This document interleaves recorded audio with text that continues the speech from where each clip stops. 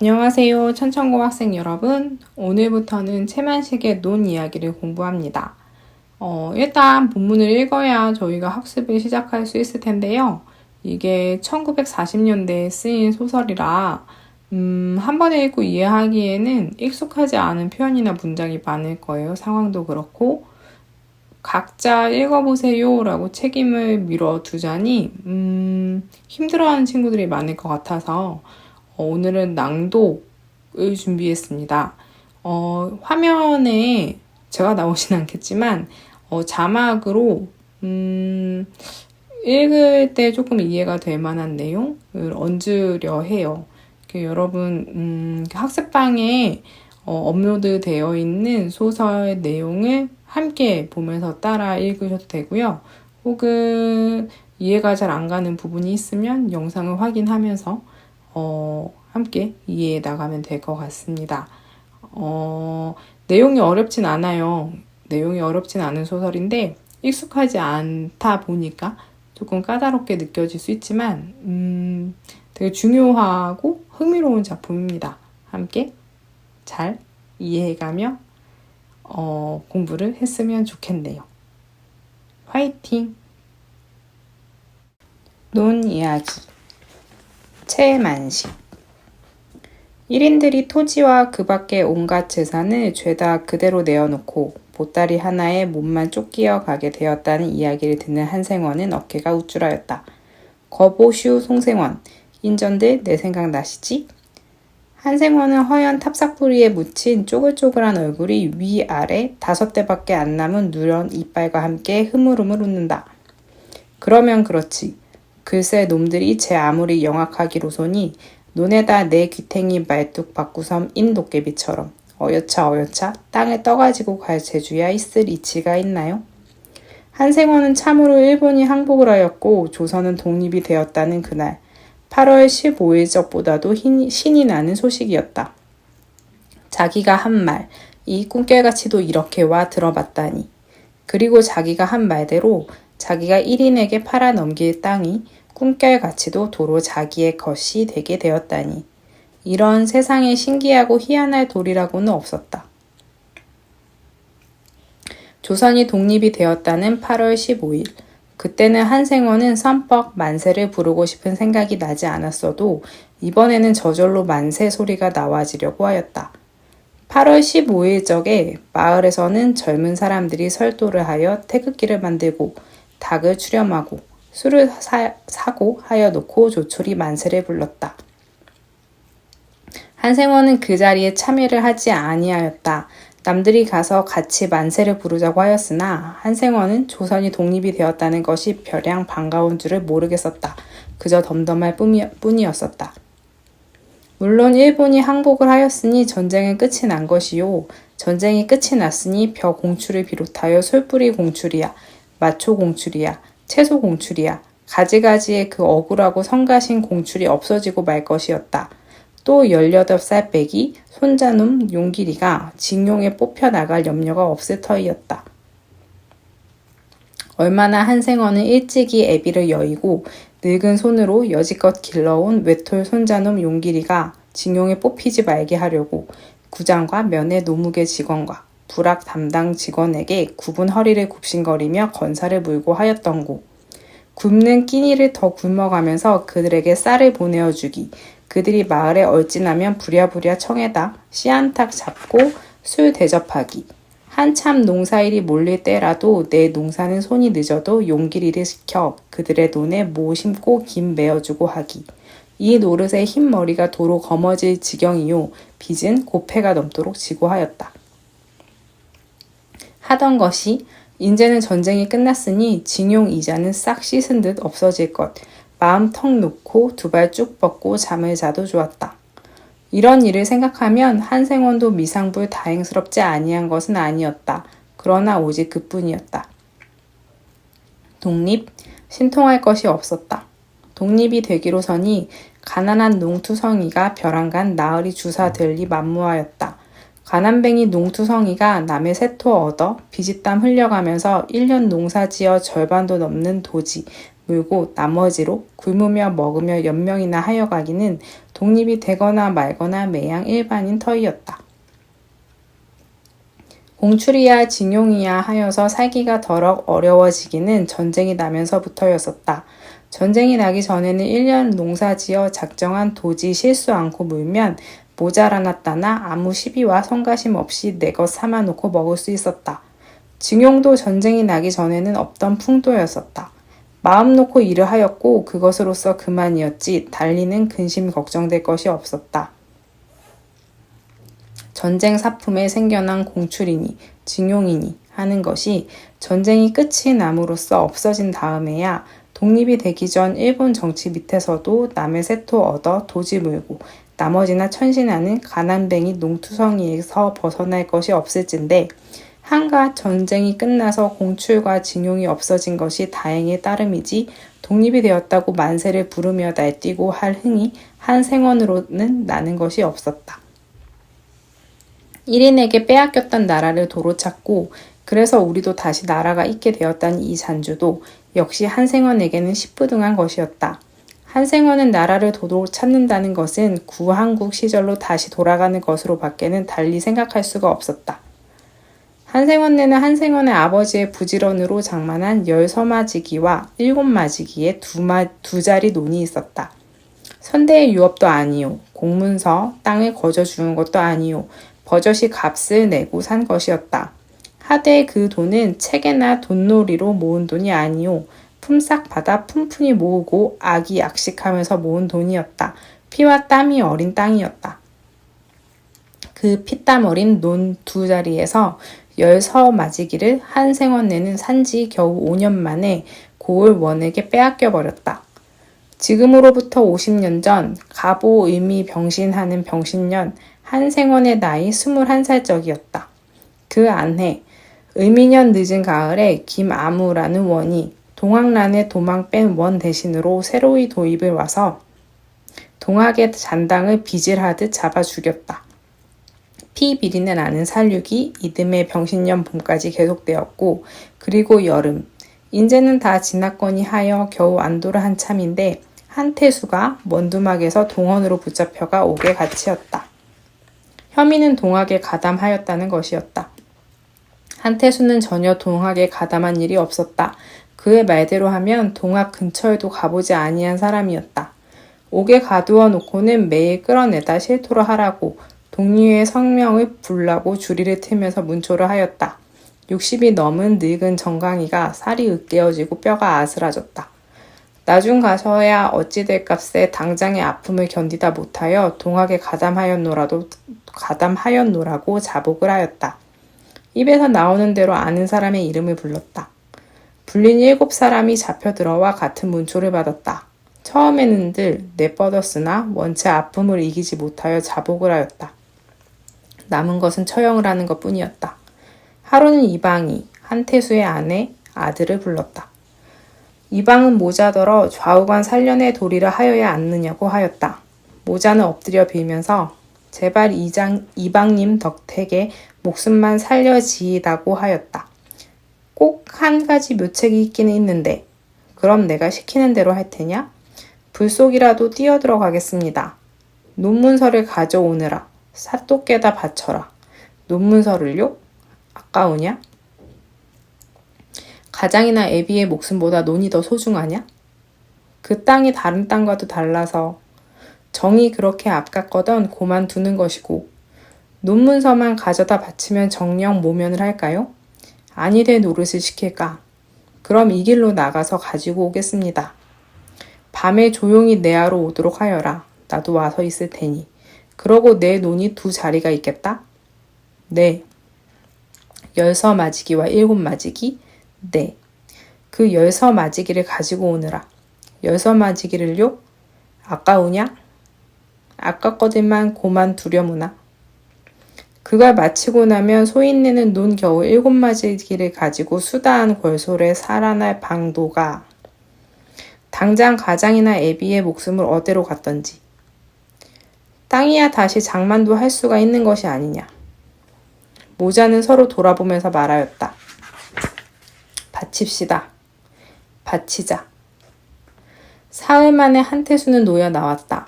다른 7명도 이방이 각기 사이에 들어 각기 얼마씩의 땅을 바치고 놓여 나왔다. 그 뒤 경술련에 일본이 조선을 합방하여 나라는 망하였다.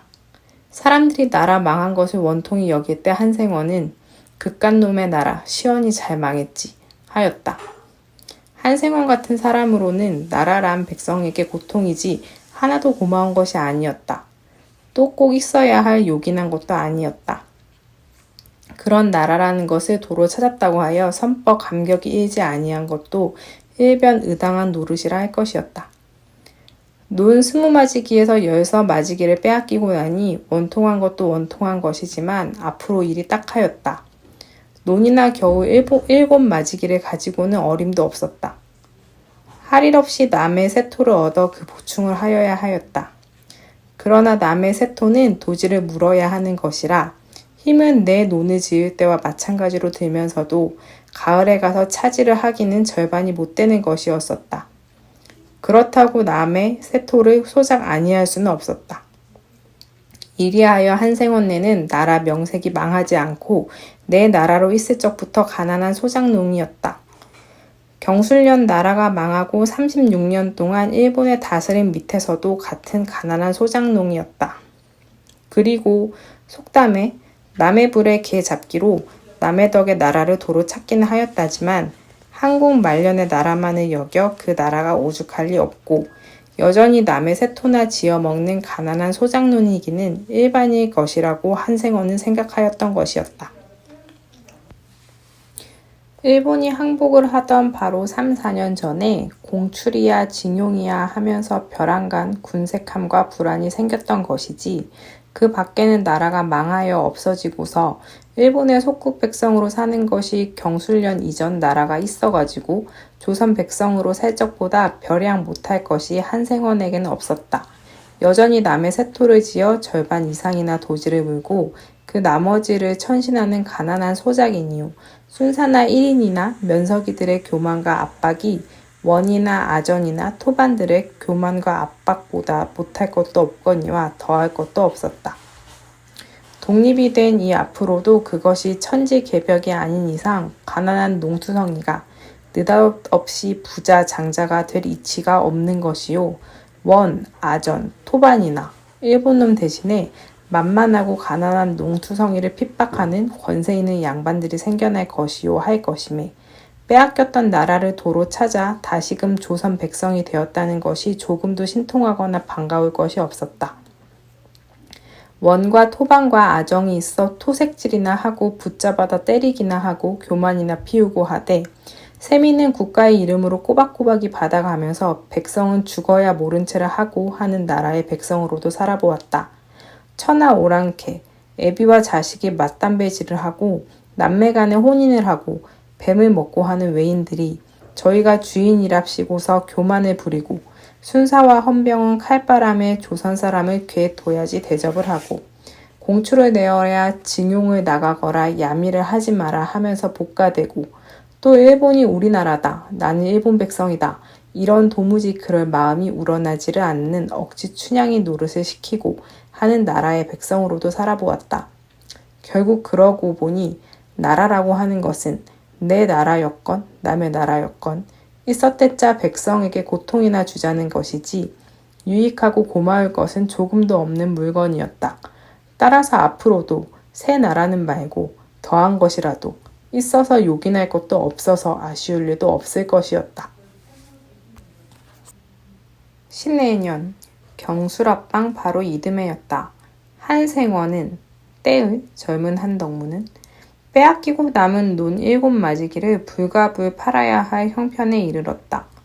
7, 8명이나 되는 권솔인데 내 논 7마지기에다 남의 논이나 몇 마지기를 소장하여 가지고는 여간한 규모와 악이 악식이 아니오고서는 도저히 현상 유지를 하기가 어려웠다. 한덕무는 그 부친과는 달라 살림 규모가 없었다. 사람이 좀 허황하고 해픈 편이었다. 부친 한태수가 죽고 대신 당가산을 한 지 불과 5, 6년에 한덕무는 힘에 넘치는 빚을 졌다. 이 빚은 단순히 살림에 보태느라고만 진 빚은 아니었다. 한덕무는 허황하고 해픈 값을 하느라고 술과 노름을 쓸쓸히 좋아하였다. 1년 농사를 지어야 1년 가게가 번연이 모자라는데 거기에다 술을 먹고 노름을 하니 늘어가는 이 빚밖에는 있을 것이 없었다. 빚은 갚아야 되었다. 팔 것이라고는 논 7마직이 그것뿐이었다. 한덕문이 빚을 이리 틀어막고 저리 틀어막고 오늘로 밀고 내일로 밀고 하여오던 끝에 마침내는 더 꼼짝을 할 도리가 없어 논을 팔기로 작정을 되었을 무렵에 그러자 용말에 사는 1인 길천이가 요새로 바싹 땅을 많이 사들인다는 소문이 들리었다. 그리고 값으로 말하여도 썩 좋은 상답이면 한 마지기에 20냥으로 20단냥까지 내고 아주 박토라도 10냥 안짝은 없다고 하였다. 땅마직이나 가진 인근의 다른 농민들도 다들 그러하였지만 한덕무는 그 중에서도 귀가 반짝 뜨였다. 시세의 갑절이었다. 고래실 논으로 개똥뱀이 상지 상답이라야 한 마지기에 10냥으로 12여냥이요. 딱 나쁜 것은 기지겠어야 단냥이었다. 팔자. 한덕무는 작정을 하였다. 7마지기 논이 상지 상답은 못 되어도 상답은 되니 잘하면 10냥은 받을 것. 10냥이면 27, 14, 140냥. 빚이 이럭저럭 한 50냥 되니 그것을 갚고 나면 90냥이 남아. 90냥을 가지고 도로 논을 장만해. 판 7마지기만한 토리의 논을 사더라도 9마지기를 살 수가 있어. 결국 논 한 번 팔고 사고 하는 노름에 빚 50냥 거저 갚고도 논은 2마지기가 늘어 9마지기가 생기는 판이 아니냐. 이런 어수룩한 노름을 아니하잘 멸의가 없는 것이었었다. 양치는 이미 다 없은 때요. 한덕문 그가 대주였으므로 혼자서 일을 결단하여도 간섭을 받을 일은 없었다. 고구머리의 어느 날 한덕문은 맨발 집신 풀상투에 삿가쓰고 곤방대 물고 마을에서 심리의 상거의 용만 출입을 나갔다. 1인 길천이가 적실히 그렇게 후한 값으로 논을 사는지 진가를 알아보자 함이었다. 금강어기의 항구 군산에서 시작되어 동북 간방으로 인피읍을 지나 용말로 나온 행길이 용말 동쪽 변두리에서 솜리로 가는 길과 황등 장터로 가는 길에 두 갈래길로 갈리는 그 사태가 전주집이라는 주모가 업을 하고 있는 주막이 오독하니 호울로 놓여있는 것이었다. 한덕무는 전주집과는 생소치 아니한 사이였다. 마당이자 바로 행길인 그 마당 앞에 섰는 한 그루의 실버들이 한참 푸르른 전주집 내 주막, 살진 봄볕이 들이온 나무에 나란히 걸터앉아 세상 물정 이야기, 피차간 살아간 이야기, 훨씬 한담을 하던 끝에 한덕문이 지난 말처럼 넌지시 물었다. 참, 저 1인 길천이가 요새 땅을 많이 산다고? 많일 게 아니라 그 녀석이 아마 이 근처 일판을 땅이라고 생긴 건 깡그리 쓸어 사자는 배포인가 봅디다. 햇소문은 아니루구먼? 달리 큰 배포가 있던지 그렇잖으면 그 녀석이 상선을 했던지. 한서방 어른도 속내 안배 이 근처 논이 물 걱정 가문 걱정 없고 한 마지기에 넉섬은 먹는 논이라야 10냥이 상값 아니요? 그런 걸 글쎄 녀석은 20냥, 20댄냥을 퍼주고 사는구랴. 제 마석도 못 먹는 자갈바탕에 박토라도 논명색이면 10냥 안짝 잡히는 건 없고. 허긴 값이나 그렇게 월등히 많이 내야 1인한테 논을 팔지. 그렇잖고서야 누가. 젠장, 나도 진작에 논이나 신용만 생긴 거라도 몇 섬지기 장만해두었더라면 이런 판에 큰 횡재랬지. 그래, 많이들 와 파나? 대가리 싸고 덤벼든답디다. 한서방 어른도 논 좀 파시구랴? 이런 때 안 팔고 언제 파루? 팔 논이 있나? 이유와 조건에 어떠함은 물론하고 농민이 논을 판다는 것은 남의 앞에 심히 떳떳스럽지 못한 일이었다. 번연히 내일 모레면 다 알게 될 값이라도 되도록 그런 기색을 숨기려고 드는 것이 통정이었다. 뚜벅뚜벅 말굽소리가 나더니 말탄 길천이가 주막 앞을 지난다. 언제나 그러하듯이 깜장 뒷방 모자에 깜장 복장을 입고 깜장 목 깊은 구두를 신고 허리에는 육혈포를 차고 하였다. 한덕무는 길에서 몇 차례 본 적이 있어 그가 길천이인 줄을 안다. 어디 갔다 와요? 전주집이 웃으면서 아른 체를 하는 것을 길천이는 웃지도 않으면서 응, 조기, 우리, 나쁜 사람이 자발이 갔소 왔소. 길천에 차인꾼이요 터격꾼이요 한 백남수리가 밧줄로 결박을 지은 촌 젊은 사람 하나를 한참 앞세우고 뒤미쳐 나타났다. 죄수는 상투가 풀어지고 발기발기 찢긴 옷과 면상으로 피가 묻고 한 것으로 보아 한바탕 늘씬 두들겨 맞은 것이 역력하였다. 어디 갔다 오시우? 전주집이 이번에는 백남술더러 인사로 묻는다. 백남술은 분연히 남의 돈 집어먹고 도망 댕기는 놈은 죽어 싸지 하면서 죄수에게 잔뜩 눈을 흘긴다. 그러고 나서 전주집더러 댕겨 오 계시니 닭이나 한 마리 잡고 해놓게나 놈을 붙잡느라고 한승강이 했더니 목이 컬컬어이. 그러느라고 잠깐 한눈을 파는 순간이었다. 죄수가 밧줄 한 끝 붙잡힌 것을 획 뿌리치면서 몸을 날려 쏜살같이 오던 길로 내뺀다. 백남술이 병신처럼 놀라다 이내 죄수의 뒤를 쫓는다. 길천에 탄 말이 두 앞발을 번쩍 들어 머리를 돌리면서 땅을 차고 달린다. 그러면서 길천의 손에서 육혈포가 땅, 풀신 연기가 나면서 재우쳐 땅. 죄수는 그러나 첫 한 방에 그대로 길바닥에 가 동그라진다. 같은 순간 버선발로 뛰어내려간 전주집이 애구머니 비명을 지른다. 죄수는 백남술에게 한승 한 끝을 다시 붙잡히어 일어난다.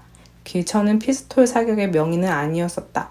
그보다도 엄포의 사격이었기가 쉬웠을 것이다. 1인에게 빚을 쓰는 것을 외채라 하고 이 젊은 친구는 외채를 쓰고서 갚지 아니하고 몸을 피해 다니다가 붙잡힌 사람이었다. 길천은 백남수리가 이 사람은 돈이 몇 마지기가 있소 하고 조사 보고를 하면 서슴치 아니하고 외채를 주고 난다. 이자도 항용체계나 장변보다 헐하였다. 빚을 주는 데는 물은 것 같아도 받는 데는 무서웠다. 기한이 지나기를 기다려 채무자를 제 집으로 데려다 감금을 하고 사형으로서 빚체근을 하였다. 부형이나 처자가 돈을 가지고 와서 빚을 갚는 날까지 감금과 사형을 늦추지 아니하였다. 논문서를 가지고 오는 자리는 우대를 하였다. 이자를 탕감하고 본전만 쳐서 논으로 받는 것이었다. 논이 있는 사람은 돈을 두어두고도 즐거이 논으로 갚고 하였다.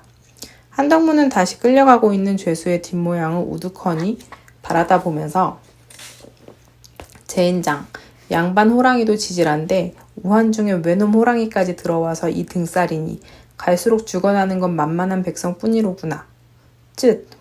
번연히 알면서 외채를 쓰는 사람이 잘못이지 누구를 원망하나. 참새가 방앗간에 거저 지낼까? 이왕 외상술이라도 한 잔 먹고 일어설까? 어떨까? 이런 생각을 하고 앉았는 차에 생각자니 외가편으로 아저씨뻘 되는 윤천지가 푸득 거기에 당도하였다. 윤천지는 황등 장터에서 제 논석직이나 지니고 탁신이 사는 농민이었다. 아저씨 웬일이시냐고, 조카 잘 있었더냐고, 항용하는 인사가 끝난 후에 이 동네 사는 길천이라는 1인이 값을 후히 내고 땅을 사들인다는 소문이 있으니 적실하냐고 아까 한덕문이 전주집더러 묻던 말을 윤첨지가 한덕문더러 물었다. 그렇단다는 한덕문의 대답에 윤첨지는 이윽기 생각을 하고 있더니 혼잣말같이 그럼 나도 이왕 벌한테 팔아야 하겠군 하다가 한덕문더러 황등까지 가서도 살까? 예서 20리나 되는데 하고 묻는다. 글쎄요. 건대 눈은 어째 파실 영으로? 그거 참. 저 공주 한밭서 무한 목포로 철로가 새로 나는데 그것이 계룡산 앞을 지나 연산, 팥거리로 해서 논매, 강경으로 나와가지고 황등 장터를 지나게 된다네 그려? 그런데요? 그런데 철로가 난다 치면 그 심리 안 작은 논을 죄 버리게 된다는 거야. 어째서요? 차가 댕기는 바람에 땅이 울려가지고 모를 심어도 뿌리 제대로 잡지 못하고 해서 벼가 자라지 못한다네 그려? 무슨 그럴 리가. 건 조카가 속을 몰라 하는 소리지 속을 몰라 하는 소린 것이 나도 작년 정월에 공주 한밭에 갔다 그놈 차가 철로 위로 달리는 걸 구경했지만 그 쇳덩이로 만든 집채더미 같은 시꺼먼 수레가 찻길 위로 벼락치듯 달리는데 땅바닥이 사뭇 움쭉움쭉 하더라니까. 여승지동이야. 그러니 땅이 그렇게 지동하듯 사철 들이올리니 근처 논에 뭐가 뿌리를 잡을 것이며 자라기를 할 것인가? 듣고 보니 미상분 근리한 말이었다. 몰랐으면 이어리와 알고도 그대로 있겠던가? 그래 좀 덜 받더라도 팔아넘길 영으로 하고 있는데 소문에 들으니 길천이라는 손이 요새 값을 시세보단 갑절이나 내고 논을 산다대 그려? 정녕 그렇다면 철로 쪼간이 아니라도 팔아가지고 딴 데로 가서 판 논 갑절되는 논을 장만한 집도 한 노릇인데 한차 철로가 그렇게 난다는 건 아주 적실한가요?